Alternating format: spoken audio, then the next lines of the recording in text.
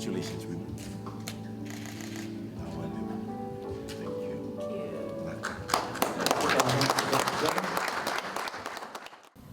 Honorable Ministers, Permanent Secretaries, members of the Judiciary, representatives from the Fiji Police Force and Fiji Correction Service, senior officials from the Ministry of Women, Ministry of Justice, and Solicitor General's Office, distinguished guests, ladies and gentlemen.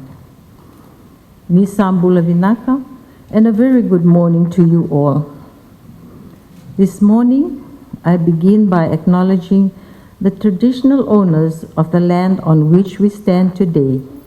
Kinandonu mai wanangone turanga na tui Suva.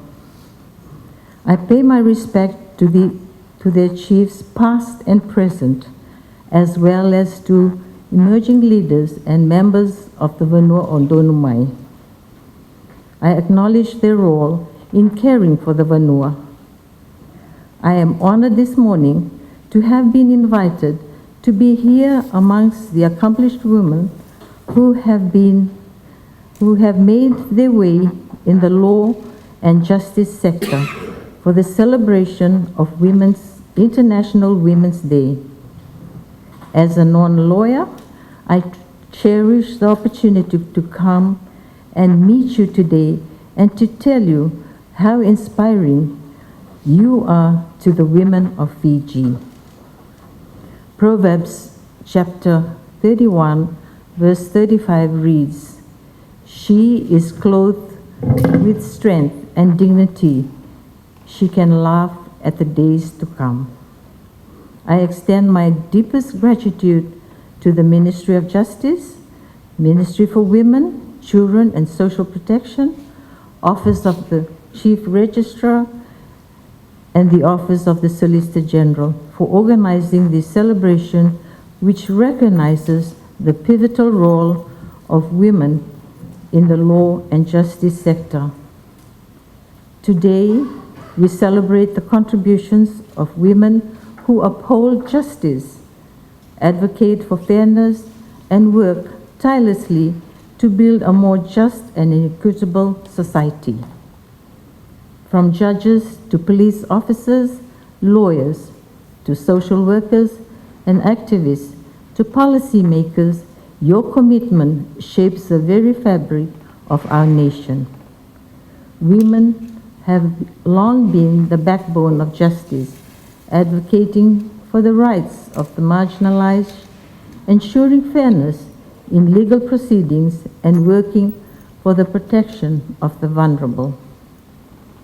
In the halls of our courts and in the offices of our legal institutions and in the field where the law is enforced, women have demonstrated resilience, wisdom, and unwavering dedication.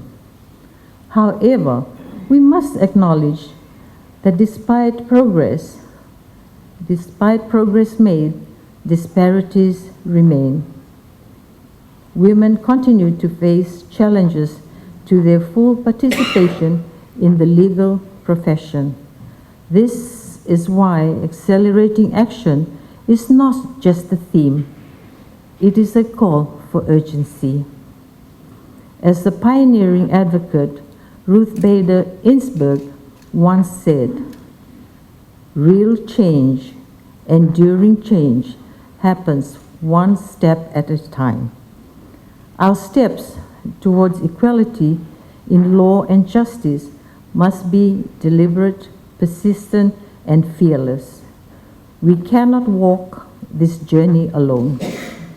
As the African proverb says, if you want to go fast, go alone. If you want to go far, go together. Progress is possible where we have allies, mentors who guide, leaders who empower, and communities that uplift. This includes men who stand as champions for gender equality, the institutions that embrace diversity, and the policies that promote inclusivity. The support of the judiciary, law enforcement agencies, and legal institutions is crucial in accelerating action for gender equality.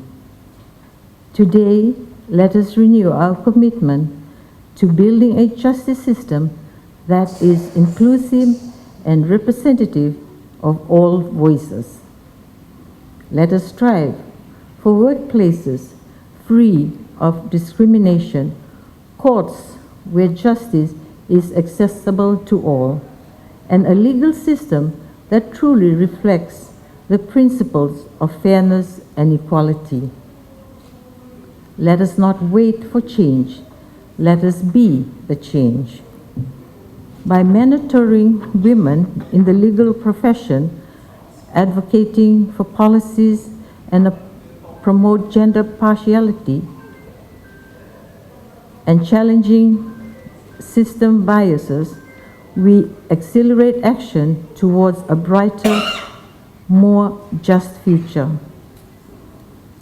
To all the advocates in this room, your work, your passion, and your courage inspired generations. To our leaders who recognize and implement action towards gender inclusion, in particular, the leaders of our law and justice institutions, your support and advocacy are invaluable. Together, we can and must push forward. For every woman here in this room, there are still more who need to be uplifted. Let us work to help the marginalized and destitute in our nation who need the assistance and protection of the law. As has been said, a review of history shows that without women's liberation and progress, the liberation and progress of mankind could not be attained.